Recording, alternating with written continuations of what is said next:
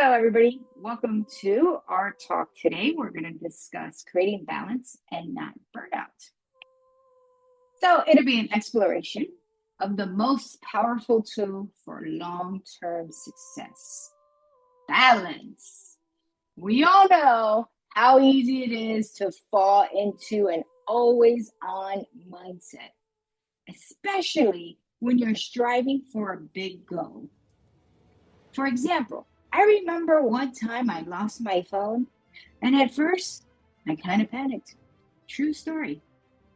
And then after I came to terms with it, there was this weird feeling of peace, not being on all the time. And after all, I have voicemail. So whoever needed me could leave a message.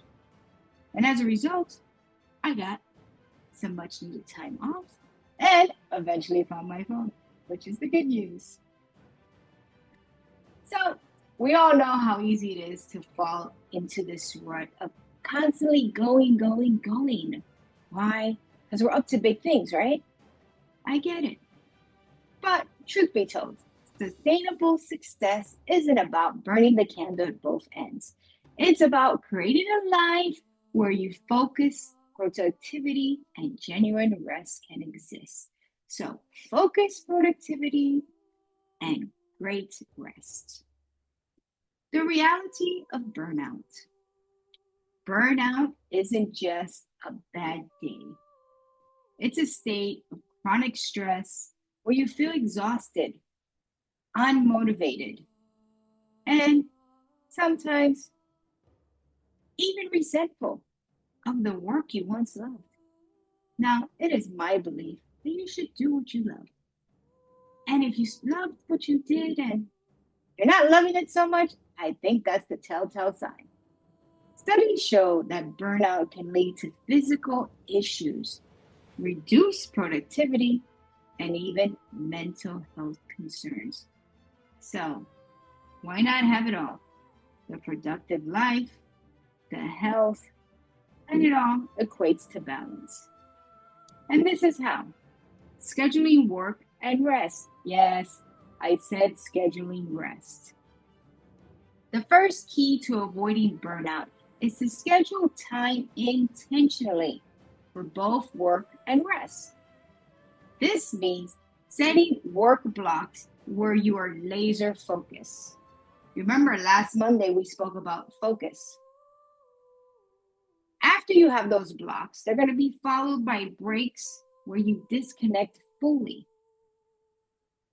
You could try the Pomodoro technique or set a routine dedicated hours to work, break, and rest. For example, you could work either 60 or 90-minute blocks and then set a timer and take a 30-minute break. 30 minutes seems too long, do 20. The key is to have that laser focus and then relax your brain. But the key here is to remember success isn't about always being busy. It's about being productive and recharged. Use these blocks to give your mind a break. Step away from the desk, take a walk, do some stretches, or simply breathe deeply. The goal is to come back refreshed. You keep going and don't take a break, then that's where burnout sets in. Step 2, boundaries for work and life. Next up, let's talk boundaries. It's okay to say no to tasks or projects that don't align with your overall goal or your priorities. What I like to do is I like to set a one sheet, and that's all the things that I'm up to for the year. Then when someone asks me to do something, I simply reference my one sheeter and see, is it in line with my goals? If the answer is no, my reply usually is no, thank you. If it's yes, then I try to figure out how I can fit it in. It's important because setting boundaries also means creating no work zones, like turning off notifications after work hours or designating a workspace for only work tasks. Talk about separation. That way you kind of train yourself that that's my work desk. And when I go there, I do work. Here's my play area. When I go there, I play. Boundaries help protect your energy. This doesn't mean working less. Please don't get me wrong. But it does mean saying yes to what matters most. Be clear with coworkers, your business partners, your team, and family about when you're unavailable. And don't hesitate to stand by it. Having these boundaries allows you to fully engage in work and equally in rest, thereby creating balance. The theme for today. Now, I've broken this up into 3 steps. Step 3, weekly reflections and adjustments. Very important to see what you've accomplished, what worked, what didn't work. That's how we improve and we track what we're doing. Because if we don't know, then it's just crazy time. Finally, we're going to make those reflections a regular practice. At the end of each week, check in with yourself. Hey, Melody, how you doing today? Not too shabby. See what worked and what didn't work. Reflect on what was challenging. And where can you improve next week? Did you take breaks?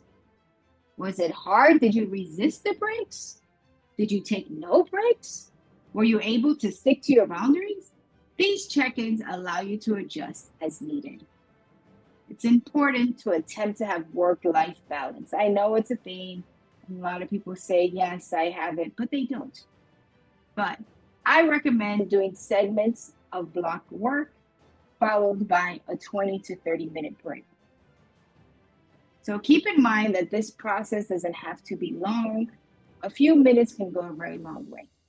Write down your answers, and overall, you'll start noticing patterns. Maybe you need more time for yourself midweek. Hey, Wednesday is a good time to check in. Or maybe you need longer work blocks, suit you better.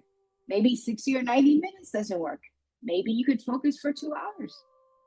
But know that small adjustments help you stay in control. And the key is to making balance a habit. Yes, we know it's easier said than done. Creating balance is a lifelong habit. The more you practice, the easier it becomes. Remember, balance isn't a luxury, it's a necessity. Especially when you have big goals, it's important to maintain balance and rest. Work hard, play hard.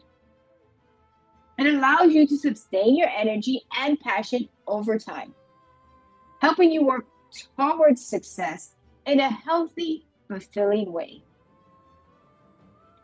Now, if you like what you saw and it brought value to you, please subscribe below, hit the notification button. And for those who comment, we do have a worksheet that helps you out. So I do hope these tips inspired you to find balance in your life and in work. It's not about working less, keep that in mind.